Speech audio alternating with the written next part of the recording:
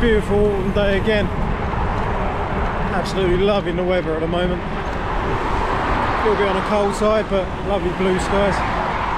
Anyway, the reason I'm doing this quick video today is because getting something done to the Vapor, which I never considered before. I come across on the internet. The Bafang Ultra motor that comes on these bikes, it's a sweet motor, but it comes with a standard Bafang crank arms, which are 175mm long, which by any standards is it's a little bit on the long side. 175mm, it doesn't give you any options. It's a bit tight on ground clearance, and quite often I get pedal strikes on the floor. And another reason I'm looking into changing them is because the Vapor that I got hold of is a size large frame, and to be fair, I'm probably suited at a size medium frame, but this just come up cheap. So I'm also hoping that getting shorter crank arms on this thing is kind of going to eradicate the frame size being slightly on the large size for me. And not only that, these crank arms come up cheap on eBay. They're normally about £190. I managed to get them for about 130, and they look sick. It's like an orangey gold metallic colour. Wouldn't be the only reason I'd splash out that kind of money, because it's quite a lot of money, but I think it is a really good upgrade that some people might not think of for the Bafang Ultra. So just on the way to the bike shop now. I'm just gonna pay these guys to hopefully switch them over while I wait, because I don't know, I've heard all kinds of things about the bolts I don't understand or don't care about, self-extracting bolts and blah blah blah blah blah.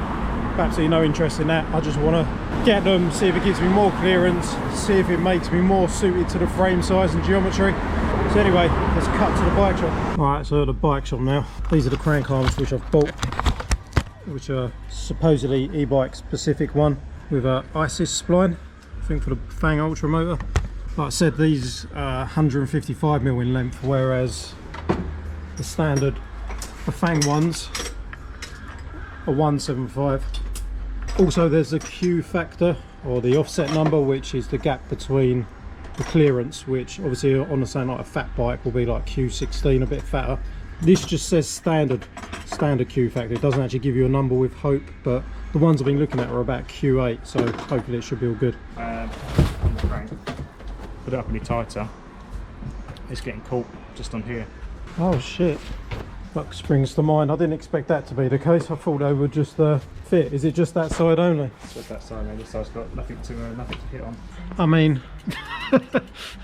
it's just going to shave a tiny bit off the arm, isn't it? I mean, I could maybe look for another spacer or C-clip. I mean, if you get one more in there, so that's all I've got. Did you just find one washer? Find one more washer, so.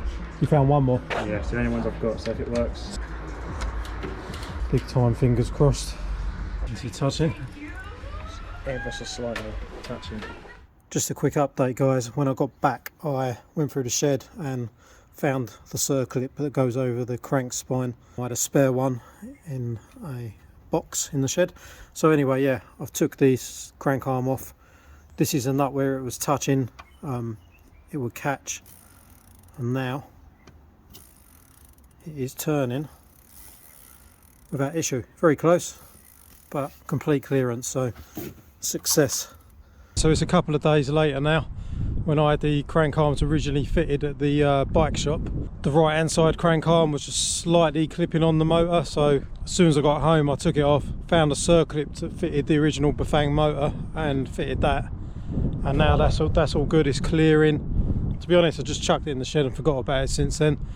But today I'm back out, freezing cold day, but I'm just going to get out and test it for a little bit off-road. Just want to do some light off-roading, get a feel for the shorter crank arms and the pros and cons of it, really. So let's get to it.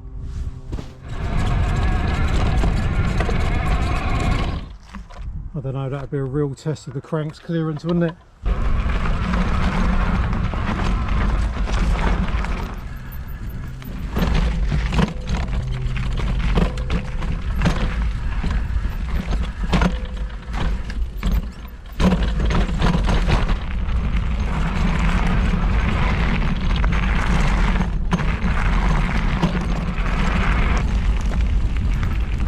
Rock garden. Gonna take it with the pedals down.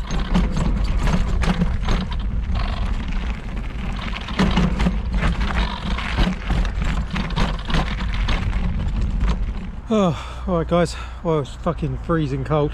Not enjoying November whatsoever. If anyone wants to fund me to go live in fucking Barbados or Miami or California, feel free to hit me up, email address in the description. What can I say, the short crank arms, hugely fucking overpriced. Well, in my opinion anyway, for a couple of bits of fucking billet aluminium or whatever they're made out of. It's like fucking nearly £200 normally, so the only way I'd ever consider them is I found them on sale for 130 on eBay, I think, which was really cheap for what they are. Yeah, I mean, it definitely makes me feel a lot more suited for me. For me, the main reason of getting these was to make the large size frame, which I'm normally a medium, feel more at home. Like the frame geometry feels a bit more like the bike feels a bit smaller on me, you know, so for that reason and that reason alone it was worth buying for me.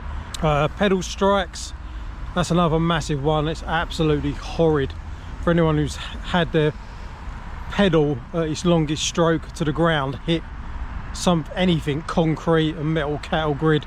It's fucking horrible. It literally jolts the whole bike, and it's got to be well dangerous. So those two reasons alone, I'm really happy with it. Bit of a nightmare spacing it out on the right hand side. I had to use a secondary circlip that comes with the Bafang Ultra motor to space it out, but that seems to have done the trick.